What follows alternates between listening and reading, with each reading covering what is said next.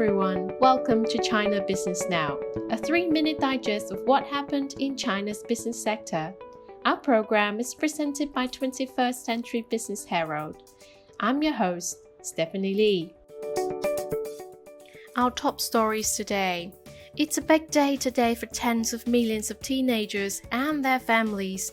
China's annual college entrance exam, better known as the Gaokao, kicked off Monday morning with a record 10.78 million candidates signing up for the test. This is also the biggest ever collectively organized event since the coronavirus outbreak, witnessing millions of students in over 7,200 venues across the country.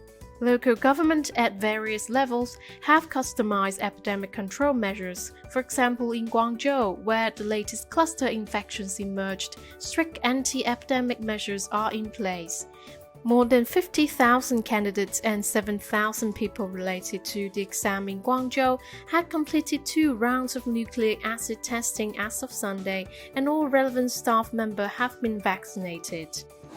China approves the emergency use of Sinovac vaccine to expand the age range to over 3 years old, becoming the first major country to extend the age range to a minimum of 3 years old.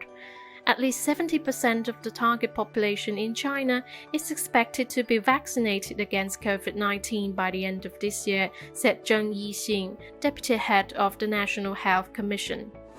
Also, China has provided more than 350 million doses of its COVID-19 vaccines overseas and is stepping up domestic production to further increase the foreign supply, especially to developing countries.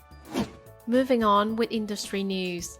China's foreign trade volume totaled 14.76 trillion yuan, or about $2.31 trillion in the first 5 months of 2021, up 28.2% year-on-year, data from the General Admission of Customs showed on Monday.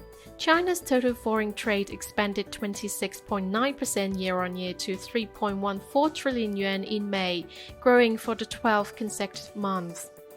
Growth in China's bulk commodity market was moderated to a 5-month low in May. The China Bulk Merchandise Index stood above the boom or burst line of 100% at 100.2% in May, down 3.1 percentage points from April, and returning to contraction after 3 consecutive months of growth, according to the China Federation of Logistics and Purchasing. The shipment of smartphones in China is expected to grow 6% year-on-year in 2021, according to an industrial report published by International Data Corporation.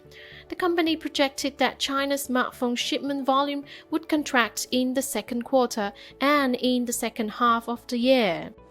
In the financial sector, China's trust industry continued to shrink in the first quarter of this year amid heightened effort in the structural optimization and quality development push.